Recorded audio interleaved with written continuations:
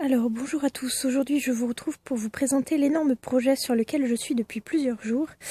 Donc c'est en fait un terrain de cross à l'extérieur où en fait j'ai l'intention ce week-end de vous présenter un concours qui aura lieu ici, donc à l'extérieur du centre équestre que j'ai habituellement.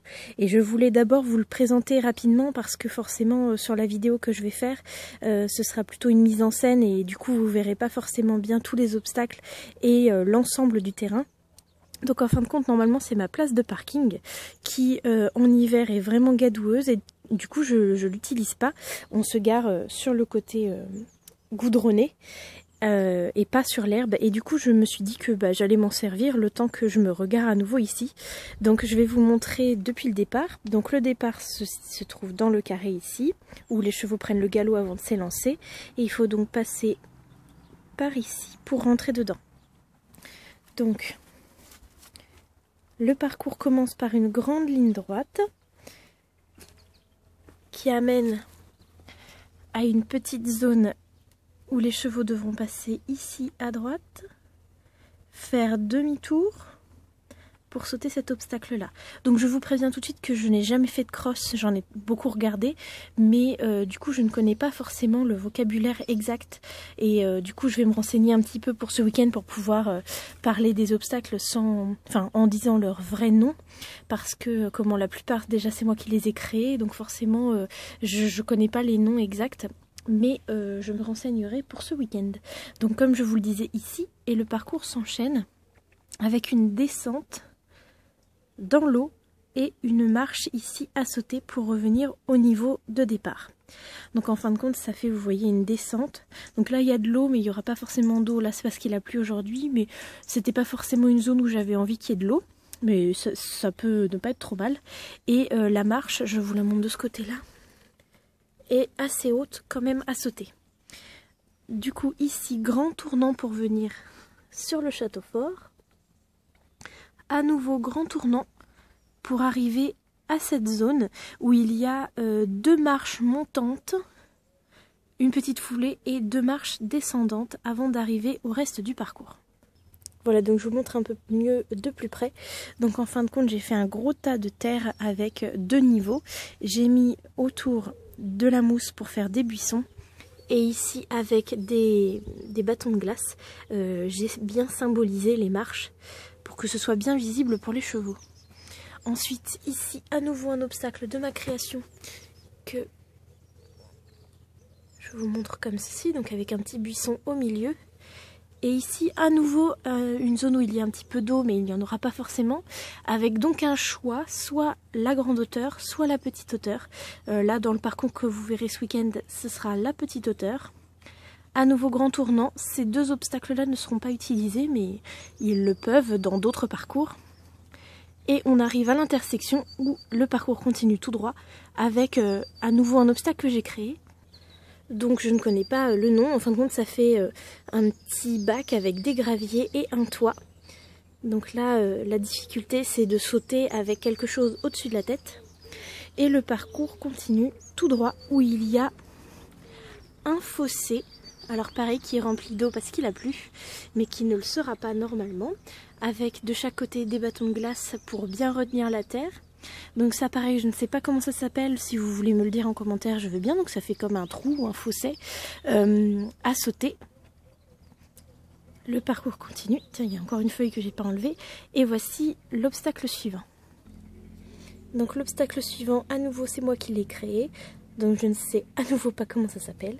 Je vais appeler ça un obstacle tout simplement. Avec donc le milieu qui est plus bas. Et une zone un peu plus large avec un obstacle jaune à nouveau de ma création. Voilà ce que ça donne de l'autre côté. Là-bas il y a le fossé, ensuite un grand tournant avec une ligne droite, l'obstacle bleu, l'obstacle jaune en diagonale. Les barrières restent larges alors qu'il y a un petit obstacle au milieu.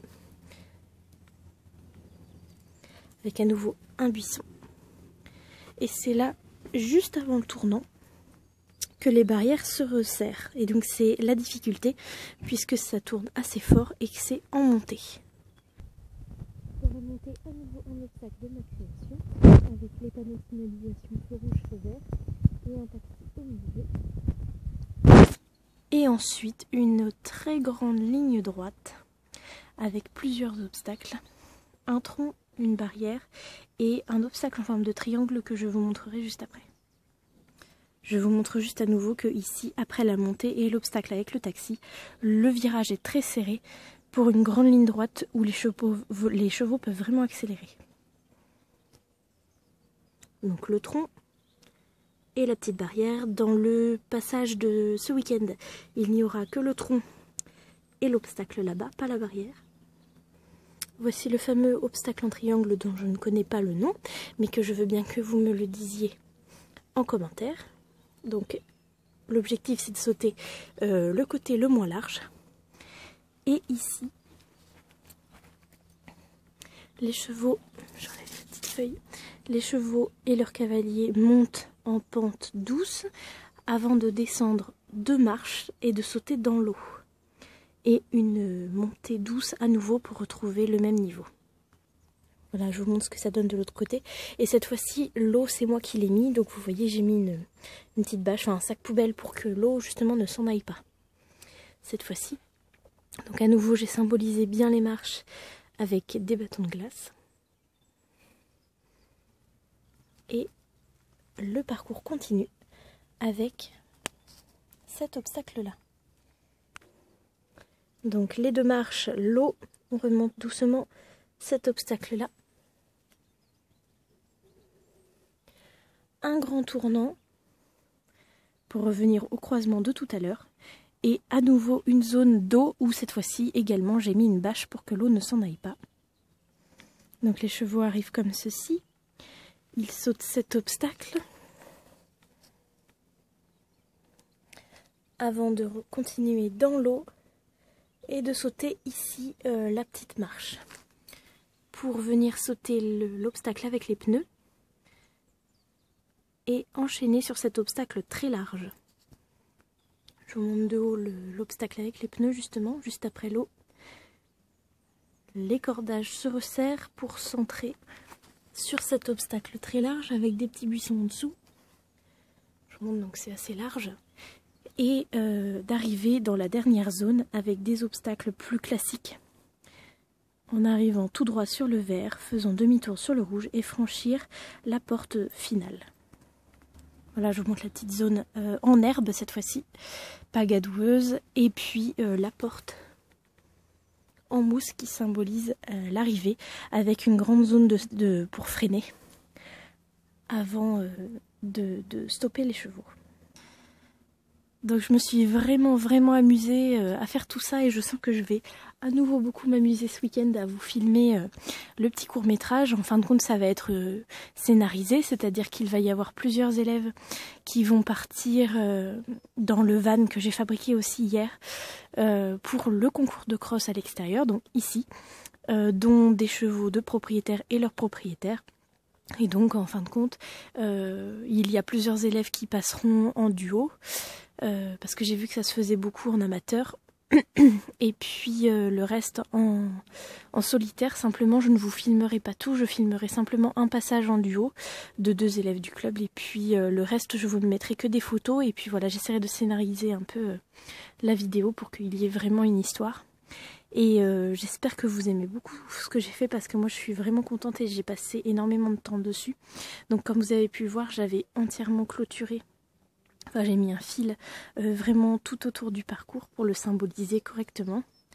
J'ai passé au moins 2 heures dessus et je m'excuse pour la voix parce que comme je suis dehors et qu'il y a les voisins pas très loin, j'ai pas envie de crier pour que tout le monde m'entende. Et puis pour les bruits qu'il y a eu sur la vidéo, je suis désolée, mais encore une fois, comme je suis à l'extérieur, il y a les chiens, les oiseaux, etc. qui forcément font un petit peu du bruit en plus de d'habitude alors que je suis à l'intérieur.